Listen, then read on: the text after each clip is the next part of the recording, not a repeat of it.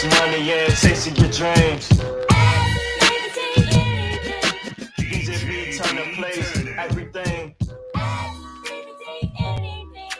Marriage and relationships are not about rings. Trying to raise a family is so insane. He tries to keep politics off the brain. But sitting in the questions, he might just scream. Business and entrepreneurship is his thing. There is society and there is reality. That's my dad. That's my dad. Welcome. I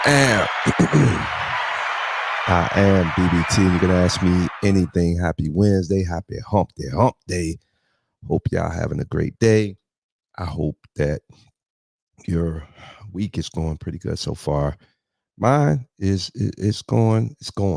I'm still dealing with the Change Healthcare stuff. It's payroll week, and I haven't got my money. And each week it builds, and to a point where I'm going over a month. And we do a good amount of business with Department of Veteran Affairs, and we ain't got paid. And the reality is I still have to pay my people. So yeah, it's put me in a very, very tight spot. And hopefully with some luck and some prayer, I'll get through it. But yeah, that's the life of being an entrepreneur, business owner. You have to figure shit out all the time. So yeah. Hey, really quick, before I jump into this information, to this story, I just want to tell y'all I am typically about positivity. I'm about encouraging, uplifting, really, really empowering people to do better. But every blue moon, I get into the mud. And for me, this Diddy story is fascinating because, once again, I grew up in this time, the East Coast, West Coast, Biggie, Pac, Diddy, Jay, gangster rap. I grew up in all of this, and trust and believe it motivated me in so many regards. I mean, obviously, it's what I listened to. It's who I looked up to. I got in debates over who was the best rapper. I got in debates over a variety of things. And so this is fascinating to me because, like I said, I always had a theory of what it was. And as I got older and I got smarter and I started to become more of a conspiracy theorist. And like they said, conspiracy theorists are winning. Conspiracy theorists are winning right now because it's like every time you say something to people, man, I think this or I think that. Oh man, stop with them conspiracy theorists. But the reality is, man, when things get uncovered and you see all the corruption, the crazy shit that going on in our world and has happened for years, I don't think anyone should be labeled a conspiracy theorist. But anyway, so I've had my theories in a while for people like Puff or Diddy or whatever the hell his name is. How did they rise to power? How they always seem to stay out of harm's way. And what seems to be uncovering now is the truth. And like my saying goes, there is society and there's reality. Reality is biting a lot of people in the ass. I think Cat Williams said it on his Club Shay Shay interview. 2024, the truth will come out. The real, the people that's been doing bad shit will be exposed. And it seems like that's how it's unfolding. So anyway, I'm going to play this video. I don't know exactly the validity of it. I mean, it is Fox News, so obviously they have a ton of credibility. So let me play this, and then I'm going to react to it. Let me make sure I know which one it is. Is it that one? Yeah, it's this one. Let me play this one. Let me play a little background music. And let me let it go. Is his freak out parties. In attendance were celebrities, politicians, athletes, international dignitaries like British royalty, Prince Harry, and music label executives. Lil Rod claimed some of the biggest names in the recording industry sponsored these parties with sex workers, drugs, and underage girls. The CEO of Universal Music, Lucian Grange, is named as a defendant. So is the former CEO of Motown Records, Ethiopia Habert Mariam, and others. Lil Rod says hidden cameras were in every room of Diddy's homes. Lil Rod believes that Mr. Combs possesses compromising footage of every person that has attended his freak-off parties and his house parties. Salacious tapes of Hollywood's biggest names, including record CEOs and politicians, doing drugs and cavorting with prostitutes and minors. The complaint argues that these freak-off parties were a business model. Young and up-and-coming talent attended and were promised career opportunities and access to music executives. They were then plied with drugs and alcohol, filmed. Some were blackmailed. There was a quid pro quo, according to the complaint. Lil Rod said not only were these music executives sponsoring these parties, they were handing Diddy large sums of cash that he used to pay for the sex workers and drugs. Something tells me the IRS is going to be interested. The suit is his free. So yeah, there you go. I don't know who the hell Lil Rod is, but once again, that was Fox News. The fact that they're reporting it, I'm assuming there is some validity to it. I don't know. The story kind of sounds a little iffy, but what was just said has always been discussed in the streets and, in the barbershops, what Diddy was about. You would hear various people in the industry talk about Diddy parties.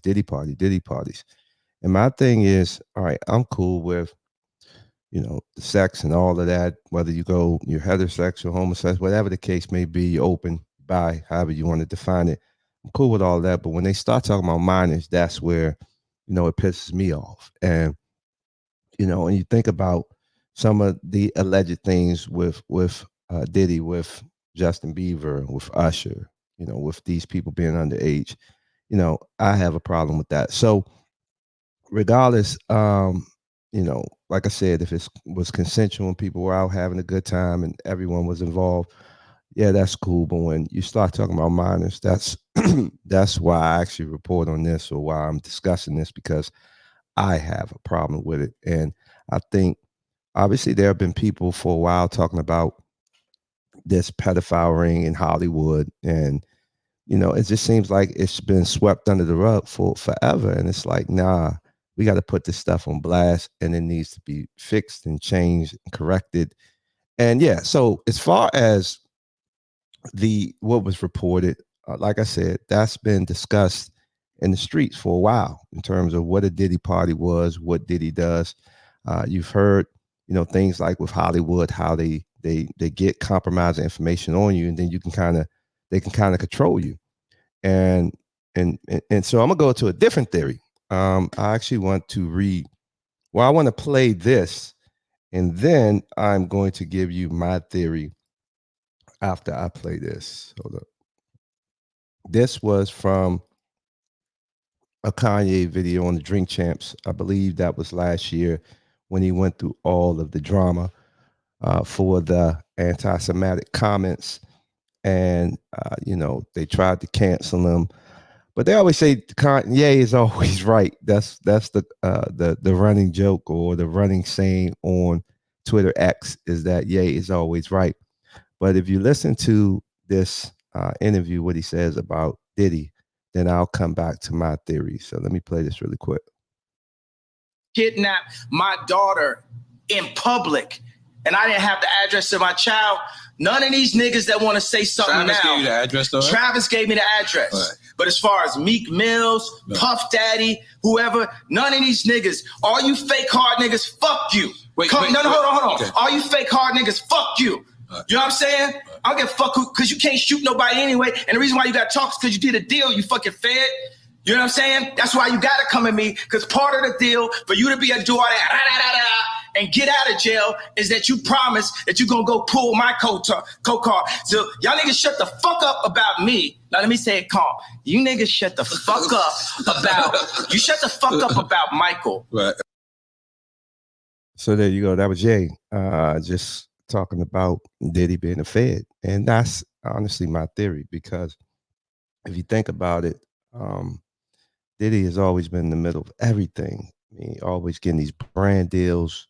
He's the man. He signs everyone. And then when you kind of look back at it, what does Diddy do? What does Puff do? And it's like, okay, how did he get all this power? And so I think that is once again, it's alleged that the theory that they put people in positions to host these parties, to get people in compromising positions, and then blackmail people and to control people, I don't think it's that far off. I mean, you can call it conspiracy theory all you want. So in essence, I've been thinking about it, and I've read another tweet. Let me share this tweet. I'm just all over the place, but I'm gonna share this tweet. No, actually, let me read that tweet that I read a tweet that said Kanye told us years ago that Puff was a Fed, just like how Epstein was. So apparently Epstein was a Fed. Diddy's job was to collect blackmail on celebrities, wealthy individuals who engaged in homosexual and or pedophilic activities during these perv parties. Perv parties. So yeah, I think that there is a strong possibility that Diddy was working with the Fed. This is alleged. This is just my opinion. I mean, just when I kind of process everything. And remember, I'm someone that thinks for himself. I don't really follow too much specifically what the news tells me to think or how to move or how to act. I kind of gather my thoughts and I come with a conclusion. And like I said, in following the rise of Diddy over the years, it's like it never added up. And then as more and more rumors started to circulate, conspiracy theories started to come out. Once again, I remember when Jaguar Wright used to go off. And once again, I hope that young lady is okay because I haven't heard from her in a long time. But I remember when she used to say things, I used to listen, like, hold up, man, this stuff is starting to make sense of things that I've kind of was always a little curious. I was always a little curious about. So as far as the Fed part, I definitely think that is a strong possibility. The fact that Ye said it, I mean, he didn't necessarily expand on it. I don't know if it's just one of them unwritten rules where you can't really expand because obviously you want to make sure you don't get in trouble, get hurt. But he did say it, and you do got to somewhere run with it. But and it's also interesting right now that there was I guess apparently Diddy's mule. And listen, I don't, man, these terminologies, things that I'm seeing now, I'm like, what the hell? But apparently Diddy's mule was arrested and Diddy wasn't. So I'm still trying to figure out, you raided two of the guys' homes. You put his sons in handcuffs. You put his mule, whatever the hell that is, in handcuffs. And nothing has, I don't think Diddy has been arrested yet. So obviously, we'll see what comes out with that. But anyway, I want to share one more tweet. This is from.